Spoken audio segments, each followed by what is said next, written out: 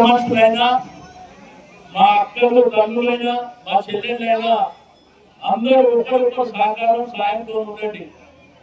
యాదవులు ఎవరికన్నా ఆర్థికపరమైనటువంటి ఇబ్బందులు ఉన్నా, పిల్లల చదువుల మీద ఇబ్బందులు ఉన్నా ఒకరినొకరు సహకరించుకోవాల్సినటువంటి అవసరం ఉన్నది.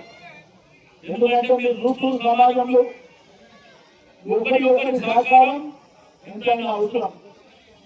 కానీ మన యువ మిత్రులకు ఆ పెద్దగా రిక్వెస్ట్ చేసేది ఒకటే, గ్రూపులు ఎక్కడండి. మన సంఘం ఒకటే, మన జాతి ఒకటే, మన దేవాలయం కూడా ఒకటే. కాబట్టి మీరు ఐక్యమత్యంగా ముందుకెళ్ళండి. వచ్చే రోజులు అనేటువంటి విషయాన్ని కూడా నేను ఈ సందర్భంగా తెలియజేస్తూ ఉన్నాను. ఈ రాష్ట్రంలో దేశంలో విపరీతమైన సంఖ్య ఉన్నటువంటి జాతి మనది. యాదవుల జాతి అంటే భారతదేశంలో పెద్ద చరిత్ర ఉంది.